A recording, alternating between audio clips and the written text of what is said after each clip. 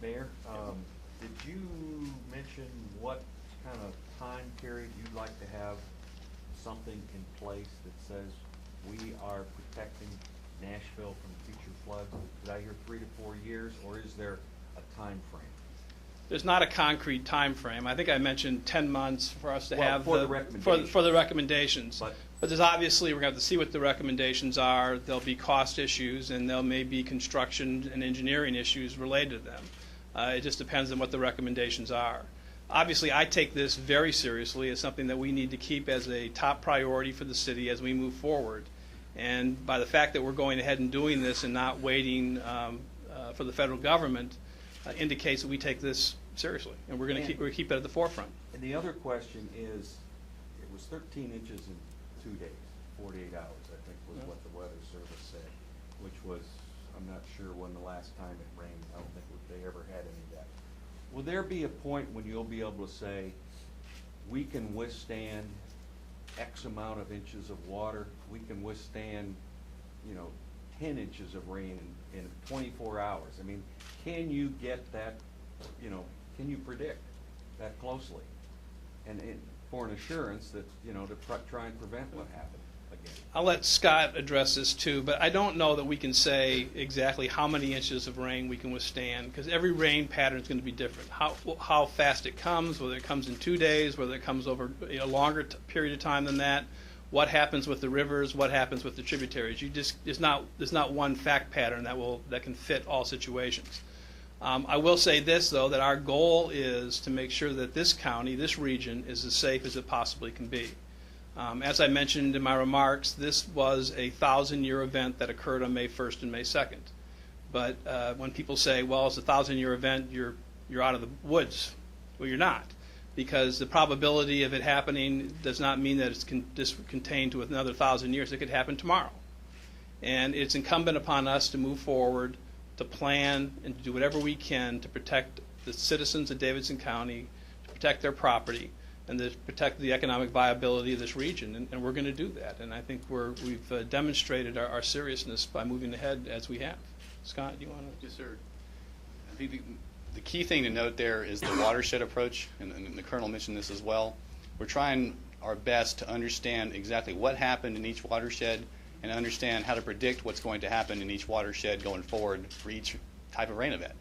We're modeling various types of rain events. We're modeling countywide events. We're modeling events in each individual watershed. So what we're trying to do is better understand what happened and also how to predict what will happen if we're faced with something like this in the future or something similar in a specific watershed. Judging from the initial reaction from Gaylord's levees, it sounds like there will be some people out there who kind of feel like losers in all this. I mean, the water has to go somewhere. How do you manage that perception? Well, I'll let Scott and the experts speak here in a second, but I think the key thing is the collaborative aspect of this. Gaylord is not operating by itself and not sharing information. We're working together. The fact that we're using the same, as our consultants on this, Barge Wagner, the same firm that they're using, indicates that we want to share information and make sure that we're doing this in a way that takes into account not only the entire county but the entire region. So I would not jump to that conclusion. I think the key thing is that the effort has to be comprehensive. It can't just be isolated for one part of the county. It has to be from county line to county line, and that it has to be collaborative. You've got to bring in all the private sector. You've got to bring on all the different government agencies and work together to make sure that we're protecting everybody to the best of our abilities. And let me just, at this point, I think it's appropriate for me to say a special word of thanks again to the Colonel and to the Army Corps of Engineers for agreeing to help us and participate on this fast schedule. Scott? Yes, sir. I think that captures it. How much are you guys anticipating both this 10-month study will cost, and as a follow-up to that, what is the city willing to commit financially to implementing the final recommendations? The first question, in terms of how much will the study cost, I think the study will probably cost somewhere in the area of, I think they're still working on determining the final aspects of the contract, but it will be well over $500,000 for the study. I think that's fair to say.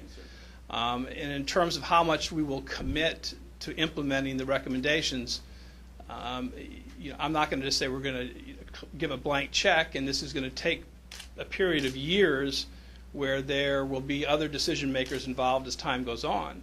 But I can't think that there are many higher priorities for the city than to make sure that we are safe. We went through a devastating experience last May, and we do not want to go through that again. We have an obligation to do whatever we can to make sure that we protect the lives of our citizens and protect the property of our citizens, and to make sure this is a thriving area. I say this all the time. We are blessed to live here. We're all real smart people because we all picked the right place to live in, Nashville, Tennessee. It's a great city whose best days are still ahead of it. And it's a city on the rise, but we need to do what we need to do to make sure the city remains safe, and we'll make those decisions as we get real cost figures. Mayor, can I ask, the talk of levees and additional flood walls, Mhm. are there certain areas that you folks have already sort of looked at as potential places where you might build those sorts of projects? Scott? I can speak to one specific. Metro Center levee is a perfect example. Metro Planning told me there's $450 million worth of businesses behind that levee. So we've started a process to improve the Metro Center pump station, to improve the ability to pump stormwater out of Metro Center into the Cumberland River. We're going to look county line to county line. That is important to reinforce because the Pennington Bend area is a perfect example of a residential area that was severely impacted. Bellevue, downtown, obviously. So we're not going to fixate on one spot. We're going to do a comprehensive look, make sure we're not putting all of our eggs in one basket, so to speak, and make sure we're doing what we can to protect as much life safety elements as we can and as much property as we can. Maybe this is for Lieutenant Colonel. It would seem the Corps would play a huge role in the building of levees, building of walls, digging out deepening the channel. What's the likelihood of your federal funding involved in all of this? The likelihood I would of assume it would be very key to all this potentially. the likelihood of federal funding To do much of the work that you're prescribing here? Yeah. Well, I would tell you that the Corps recognizes the needs, and obviously, and we are doing what we can in a short term in terms of immediate solutions. And as the mayor and Scott have both said, a collaborative effort. We are making our resources available to them. I can't say that the Corps is just a bank and we can just say, hey, here are needs. There are prioritized needs throughout the nation that need to be addressed. And I think the efforts that we have put forth with this unified approach in terms of immediate flood preparedness, with Metro Nashville taking the lead and the Corps support, bringing the tools we have, immediate tools we have in place, is the most viable approach and the most effective approach to meeting these needs. We offer our expertise to them at any given time with regards to shaping any federal construction, any type of effort, and addressing the needs along the Cumberland River. And we have put forth through a number of our various policies we have in place and programs we have in place, made them aware of those and what we can bring to the table in terms of support. Mayor, does what the Corps might potentially bring to the table as far as construction projects?